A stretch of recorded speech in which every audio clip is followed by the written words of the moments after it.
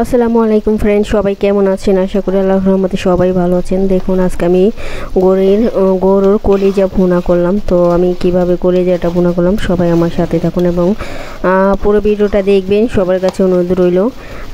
তো যে যেখানে থেকে আমার ভিডিওটি দেখছেন সবাইকে জানাই অভিনন্দন ও স্বাগতম এবং অনেক অনেক ভালোবাসা ও দোয়া রইল। তো দেখুন এখানে 1.5 কেজি গরুর কলিজা আছে, এখানে কিডনি, হার্ট, তারপরে ফেফসা, কলিজা মানে সব মিলিয়ে এখানে আছে, সব কিছু মিলিয়ে। তো আমি এটা এখন পরিষ্কার করে নেব ভালো করে। তো আমি কিভাবে পরিষ্কার করি সেটা আপনারা সবাই দেখবেন। সামনে তো কোরবানি ঈদ, তো সবাই তো কোরবানি দিবেন, তো কিভাবে পরিষ্কার করবেন কলিজাটা সেটা দেখুন আমার ভিডিওতে। তো কে কীভাবে পরিষ্কার করেন সেটা আমি জানি না, তবে আমি কিভাবে করি সেটা আপনারা দেখতে পারবেন। তো সবাই আমার সাথেই থাকুন এবং পুরো ভিডিওটা দেখবেন। তো দেখুন এখানে আমার পরিষ্কার করা হয়ে গেছে তো ধুয়ে নিয়েছি ভালো করে। উপরটা যে একটু মানে পর্দা থাকে সেটাও ফেলে দিয়েছি। তারপরে গরুর কলিজার ভিতরে যে একটা রক্ত থাকে, কুরক্ত, কালো রক্তটা, সেই রক্তটা যাতে বের হয়ে যায় সেই জন্য আমি গরম পানির ভিতরে ছেড়ে দিছি। এখানে হার্ট আছে, ফ্যাপসা নাই, কলিজা আছে আর তিল্লি আছে।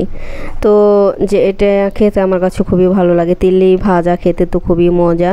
তো তিল্লি ভাজা আমি দেখিয়েছি, একটা ভিডিও আমি আপলোড করছি, তো সেটা আপনারা দেখছেন। তো যারা যারা দেখেন নাই প্লিজ সবাই আমার ভিডিওটা দেখে নেবেন। তিল্লি ভাজা গরম গরম ভাত দিয়ে বা পোলাও দিয়ে খেতে অনেক মজা। যারা যারা খান নাই একবার খেয়ে দেখবেন। তারপরে আমি এখানে হার্ট আছে, তারপরে কলিজা আছে, সেটা আমি এখন সিদ্ধ করে নিয়েছি ভালো করে। সিদ্ধ করে রক্তটা মানে ভিতরে যে একটা রক্ত থাকে সেই রক্তটা বেরিয়ে গেছে। এখন আমি এটা ছোটো ছোটো পিস করে কাটার পর আবার পরিষ্কার করে ভালো করে ধুয়ে নেব।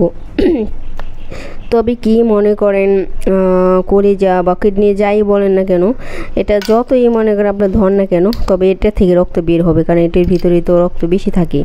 তো সেটা আমি ভালো করে পরিষ্কার করে ধুয়ে নিচ্ছি। এখন রান্নার পালা। তো আমি এখানে কিছু তেলের ভিতরে গরম মশলা দিয়ে দিলাম। গরম মশলাটা এখন ভালো করে ভেজে নিব। গরম মশলা ভেজার পর তারপর আমার অন্য মশলা দিয়ে দেবো। তো সবাই আমার সাথে থাকুন, পুরো ভিডিওতে দেখবেন। সবার কাছে অনুরোধ কেউ স্কিপ করবে না, স্কিপ করলে বুঝতে পারবেন না কিভাবে কি করলাম। তো এখানে আমি পেঁয়াজ কেটে নিয়েছি কতগুলো। এখন আমি তেলের ভিতরে পেঁয়াজটা দিয়ে দিলাম। পেঁয়াজটা ভালো করে ভেজে নেব তেলের ভিতরে। আর আগে গরম মশলাটা দিবেন। গরম মশলা দিয়ে ভাজলে কি মানে গরম মশলা যে একটা গ্রান আছে, একটা সুন্দর একটা গ্রান বের হয়, সেটা আপনি দেখতে পারবেন, বুঝতে পারবেন। তো সবাই এইভাবেই রান্না করে আমি দেখি, অনেকের ভিডিও দেখি। তো দেখুন আমি দিয়ে দিলাম তেলের ভিতরে, পেঁয়াজটা ভাজতেছি ভালো করে। তেলের মধ্যে পেঁয়াজটা ভেজে, তো সবাই আশা করি আল্লাহর রহমতে সবাই ভালো আছেন, আমিও আলহামদুলিল্লাহ ভালো আছি। তো যে আমার চ্যানেলটিকে যারা সাবস্ক্রাইব করছেন সবাইকে অনেক অনেক ধন্যবাদ। আর যারা করেনি প্লিজ আমার চ্যানেলটি যদি ভালো লেগে, যদি আমার রান্নাবান্না ভালো লাগে, আমার চ্যানেলটিকে সাবস্ক্রাইব করে সবসময় সাথেই থাকবেন, বেল আইকনটা বাজিয়ে দিবেন। তো দেখুন আমি এখানে পেঁয়াজটা আমি ভালো করে ভাজা হয়ে গেছে এখন ইয়েটা দিয়ে দিব। এখন আমি কলিজাটাও একটু ভেজে নিব তেলের ভিতরে। তো পেঁয়াজটা পুরোপুরি মানে ব্রাউন কালার করবো না, কারণ কলিজাটা একটু ভাজলে কি মানে ভালো হয়, রক্ত তাহলে বের হতেই থাকে, শুধু রক্ত বের হলে কালারটা সুন্দর আসে না কলিজার। তো দেখুন আমি ভালো করে পরিষ্কার করছি, দেখছেন কত সুন্দর সাদা করে ফেলেছি ধুয়ে পরিষ্কার করে। তারপর আমি একটু তেলের ভিতরে দিয়ে দিলাম, একটু হালকা ভেজে নিব, ভাজলে ভালো হবে। তো তারপর আমি অন্যান্য মশলা পরে দিয়ে নিব। সবাই আমার সাথে থাকুন এবং পুরো ভিডিওটা দেখুন, তাহলে সব বুঝতে পারবেন। তো আমি কিছুক্ষণ তেলে ভাজতেছি। দেখুন এভাবে আপনারা যদি কলিজাটা রান্না করে খান। সামনে ঈদ আসছে, তো ঈদের ভিতরে সবাই তো প্রস্তুতি নিতেছে, কে কীভাবে প্রস্তুতি নেবে।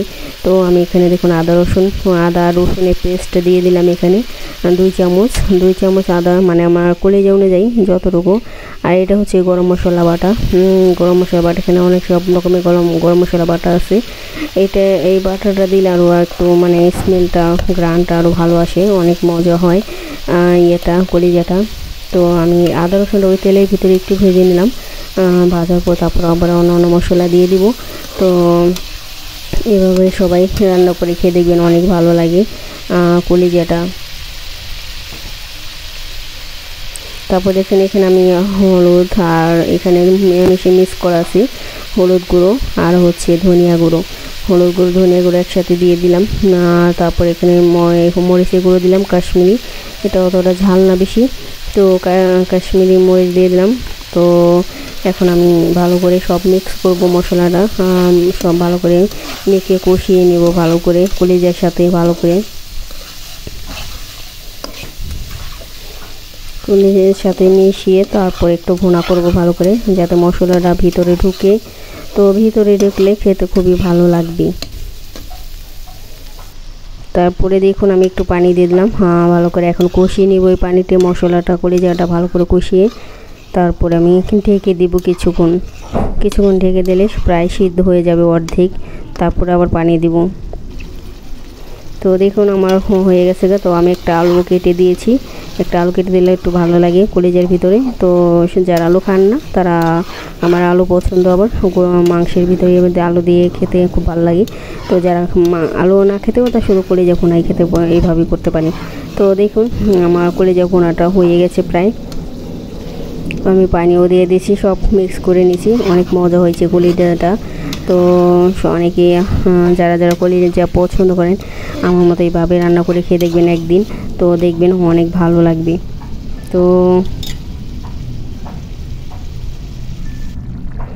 তো দেখুন আমি আবার একটু পানি দিয়ে দিয়েছি যাতে আর একটু গলে ভালো করে একটু গললে ভালো করে হলে তারপর আরও বেশি ভালো লাগবে। তো সবাই ভালো দেখুন পানি দেওয়ার পর পানিটা একটু কমে গেছে, এখন সিদ্ধ হয়ে গেছে ভালো করে।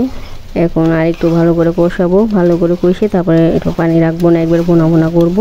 তো একটু পানি আছে, একটু ঢেকে রাখলেই হয়ে যাবে গা।